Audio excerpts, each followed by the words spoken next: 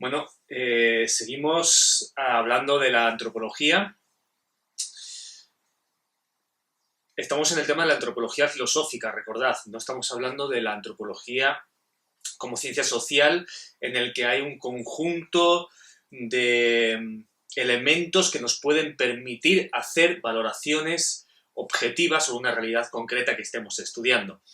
Estamos hablando de la antropología filosófica, es un campo en el que tratamos de desgranar qué es el ser humano, pero no hay capacidad de realizar experimentos que nos permitan decidir qué es objetivamente más cierto. Entonces estamos hablando de valoraciones sobre cómo entendemos el ser humano.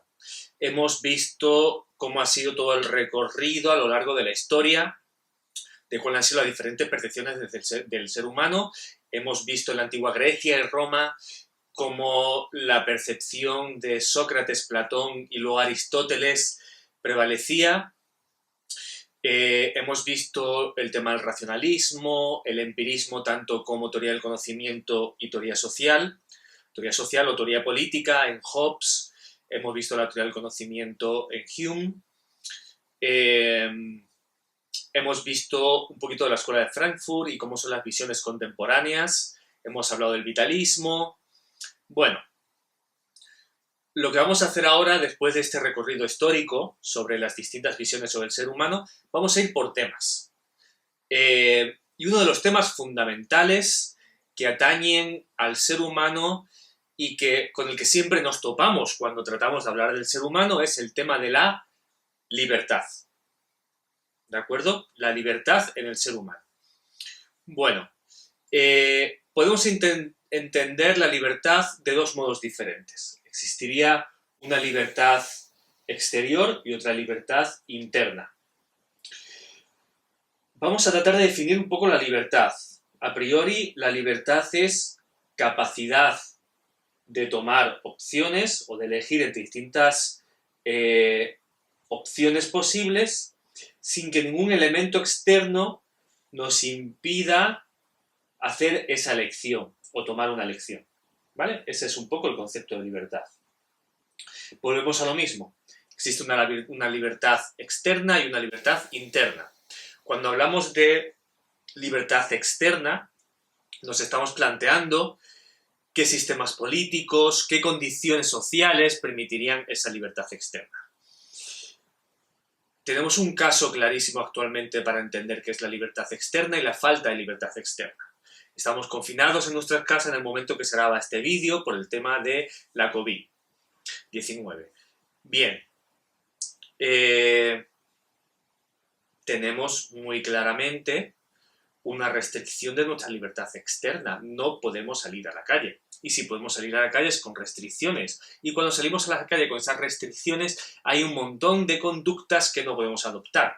Y si las adoptas es muy posible que la policía te multe, te arreste o incluso llegue a sancionarte por motivos que van desde algo muy simple a algo muy complejo.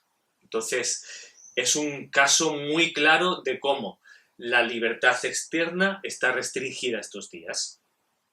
Pero ¿eso le interesa a la antropología filosófica? Bueno, en este caso es un tema de la politología, de las ciencias políticas, de las ciencias sociales, el tema de la libertad. Vamos a centrarnos en el tema de la libertad interna. Os voy a poner un ejemplo muy claro de libertad interna. Podría ocurrir que a vosotros os castigan en casa o os obligan a estar confinados en casas porque fuera hay un virus que si estamos en contacto con otra gente se puede transmitir. Y sin embargo, ¿quién os impide pensar lo que queráis? ¿Quién os impide comunicaros del modo que queráis? Vosotros seguís teniendo libertad para tener vuestros propios pensamientos, para dialogar en la medida que queréis, para realizar vuestras propias argumentaciones, vuestras obras, es decir, podéis seguir reflexionando y comunicando de momento. En todo momento en que existe una reflexión, un mensaje que está dentro de vosotros y que no evitáis y que no reprimís, estáis siendo libres. Es decir, sigue habiendo una libertad interna. En cada momento que nosotros podemos pensar y podemos comunicar eso que pensamos y podemos actuar según eso que pensamos en ciertos momentos, existe una libertad interna. ¿De acuerdo? El problema sería la restricción a la libertad interna, es deciros a vosotros mismos, no, esto no lo puedo pensar, esto no es viable, esto no puede estar en mi cabeza, esta intención no puede estar. Es decir, el límite de la libertad interna podría ser vuestra propia autocensura, por ejemplo. Bueno, creo que habéis entendido lo que es la libertad interna. En este tema de la libertad interna o libertad interior, existen dos posiciones. Una es lo que llamamos el determinismo y otra es lo que es el indeterminismo. ¿Qué viene a decir el determinismo? El determinismo viene a explicar lo siguiente. Tú piensas lo que piensas, pero porque no puedes pensar de otro modo. Es decir, has nacido en una familia concreta, en una sociedad concreta, con una cultura concreta, con un idioma concreto, con unas características culturales, socioeconómicas y familiares específicas. Y en este caso, es decir, en estas condiciones lo que tú puedes pensar es esto específico. Es decir, cualquier persona que estuviese o que hubiese nacido en el seno de tu familia tendría unos pensamientos, unas reflexiones similares o casi no iguales a las tuyas. Es decir, estamos determinados por un contexto social y económico y cultural a ser quienes somos, básicamente. Ese sería el determinismo. Bueno, hay algunas dudas al determinismo, ¿no? ¿Qué ocurriría entre dos gemelos que han nacido en la misma familia, sin embargo nos damos cuenta de que sus reflexiones son diferentes? Se podría decir, ¿realmente son tan diferentes sus reflexiones? Puede que hayan llegado a conclusiones muy parecidas en la vida sobre muchos aspectos, aunque tengan caracteres diferentes, ¿no? Bueno, vamos a hablar de otra manera de verlo, es el indeterminismo. Es decir, realmente sí que somos libres para pensar lo que queremos. Es decir, lo que nosotros pensamos no es fruto de unas circunstancias socioeconómicas específicas y concretas, sino que nosotros mismos ejercemos nuestra libertad de pensamiento para llegar a ciertas conclusiones. Aquí hay un movimiento intelectual muy influyente en el siglo XX, muy influyente para muchas tradiciones culturales y muchos movimientos culturales en el siglo XX, que es lo que llamamos el existencialismo. El existencialismo fue un movimiento cultural que vemos su manifestación más clara en algo que ocurrió en Francia en mayo de 1968. En mayo de 1968 los estudiantes salieron a la calle para rebelarse contra un sistema económico capitalista que les dejaba al margen de las tomas de decisiones de lo que estaba ocurriendo. ¿Qué inspiró ese movimiento en mayo del 68 en París? Un movimiento que se llama el existencialismo. El existencialismo te viene a decir, hay un responsable de tus actos y eres tú mismo. Es decir, nosotros lo único que tenemos, o lo más importante que tenemos, esencialmente es nuestra existencia. Pero con esa existencia podemos hacer en realidad lo que queramos, porque si nos pensamos a decir o a ver cuáles son nuestros límites, nos damos cuenta que podría no haberlos. Esto está muy relacionado con algo que vamos a ver el próximo año, que es Nietzsche. Nietzsche es un vitalista que plantea una crítica al racionalismo que luego puede desembocar en el siglo XX en esto que llamamos existencialismo. Entonces volvemos al existencialismo. Fijaos el planteamiento. Existe una única cosa y es tu propia existencia. Y como es lo único que hay, tu propia existencia, en realidad puedes hacer con ella lo que desees y consideres que es mejor. Voy a poneros un elemento práctico, un caso que se dio en la realidad. Quien desarrolló este existencialismo es un escritor y pensador francés que se llama Jean-Paul Sartre, y él era profesor de universidad en la Sorbonne, en París.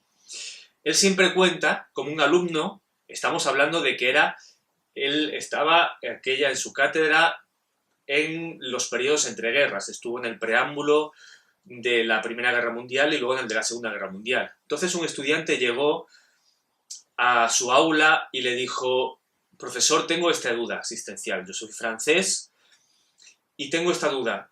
Mi mujer o mi novia me espera para poder casarme en mi pueblo en Francia, pero creo que también podría alistarme para luchar con los aliados contra el nazismo. Y Jean-Paul Sartre le dijo: ¿y por qué vienes a preguntarme esto? ¿Quién va a sufrir la consecuencia de tus acciones? ¿Las vas a sufrir tú o las voy a sufrir yo? Si la vas a sufrir tú, lo lógico es que tú tengas la responsabilidad y adquieras la responsabilidad de tomar tu propia decisión. Es decir, lo que Jean-Paul Sartre le vino a decir es, no le vino a decir no quiero aconsejarte, lo que le vino a decir es no hay límites, no hay condicionantes para que tú decidas lo que tienes que hacer con tu vida. ¿Por qué? Porque es tu propia existencia. Y como es tu propia existencia, eres tú quien tienes que decidir. ¿Qué conlleva esto? Una gran responsabilidad. Es decir, hay dos modos de actuar dentro de este existencialismo. Puedes actuar con responsabilidad, de forma auténtica, es decir, yo soy yo, me comprometo con mis decisiones, o de forma inauténtica, que es diciendo, dejo que otros tomen esta decisión por mí. A este fenómeno en el que nos damos cuenta que tenemos solamente nuestra propia existencia y tenemos que decidir sin ningún condicionamiento externo porque las consecuencias de nuestras acciones van a recaer sobre nosotros, se le llama náusea. De hecho, Jean-Paul Sartre tiene un libro que se llama La náusea.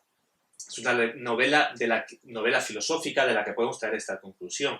Cuando nos encontramos en el borde de nuestra vida y tenemos que tomar decisiones importantes, nos damos cuenta de que tenemos una gran responsabilidad y esa responsabilidad provoca un vértigo, una especie de náusea. Pero tenemos que aceptarla si queremos ser realmente libres. Entonces la libertad es tomar decisiones sin ningún condicionamiento externo, porque quien va a sufrir las consecuencias de tus propias acciones eres tú mismo. Y este es el marco en el que podemos entender la libertad. Entonces vamos a recapitular muy rápidamente. La libertad externa e interna. Vamos a hablar de la libertad interna. Dos opciones: determinismo o indeterminismo. Determinismo dice tus condiciones socioeconómicas, culturales determinan lo que al final vas a pensar. Indeterminismo, no, realmente somos libres para tener una reflexión propia y llegar a nuestras propias conclusiones. Fenómeno cultural o movimiento intelectual que fundamenta el indeterminismo. El existencialismo, que dice no hay o no debería haber condicionamientos externos para decidir sobre tu propia vida porque el que va a recibir las acciones en tu propia vida eres tú mismo y por lo tanto tú tienes que ser el responsable. Dos modos de actuar ante esto: irresponsablemente o inauténticamente, o tomando las riendas de tu vida y siendo responsable con ella. Un fenómeno que ocurre ante este límite en el que no hay condicionamientos externos para tomar decisiones: la náusea. Entonces, bueno, esta es un poco el cuadrante en el que podemos entender la libertad en el ser humano.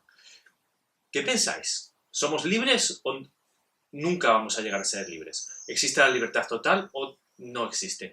¿Sois deterministas o indeterministas? ¿O sois mitad y mitad? Bueno, compartimos el próximo día en clase lo que pensáis.